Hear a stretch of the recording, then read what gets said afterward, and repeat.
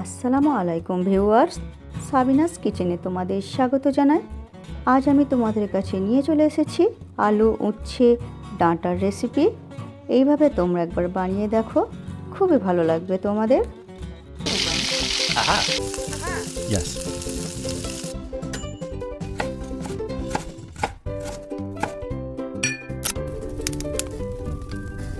Wow!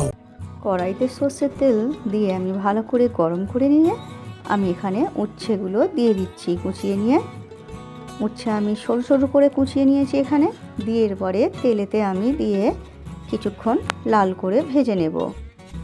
ভেজে নিয়ে উচ্ছেগুলো তেল ঝরিয়ে আমি তুলে নিচ্ছি। এরপর ওই তেলেতেই আমি ডাঁটা আর আলু দিয়ে দিচ্ছি। ডাঁটাগুলো আমি ছিলে নিয়েছি, আলু সরু সরু করে কেটে রেখেছি, আর পেঁয়াজ কুচি দিয়ে দিচ্ছি।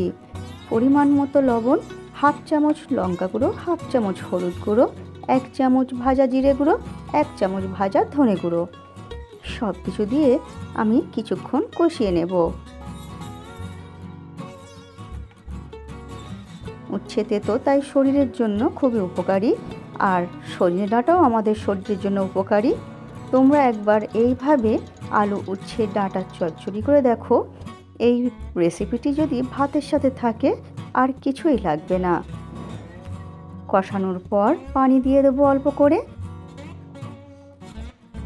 ঢেকে দিয়ে পরে ভাজা উচ্ছেগুলো আমি ছড়িয়ে দিচ্ছি এর উপরে। দিয়ে এরপরে ভালো করে নেড়ে দিয়ে ঢেকে মিডিয়াম আঁচে হতে দেব।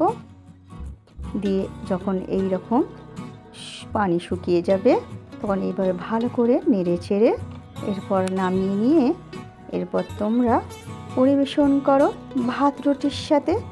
আমার রেসিপিটি তোমাদের কেমন লাগলো কমেন্ট করে জানিও। ভালো লাগলে বন্ধুবান্ধবের মাঝেও শেয়ার করে দিও। আমার রেসিপিটি ফেসবুক থেকে দেখলে ফলো করে দিও, ইউটিউব থেকে দেখলে সাবস্ক্রাইব করে পাশে থেকো। আমার রেসিপিটি শেষ পর্যন্ত দেখার জন্য তোমাদের অনেক অনেক ধন্যবাদ রইল।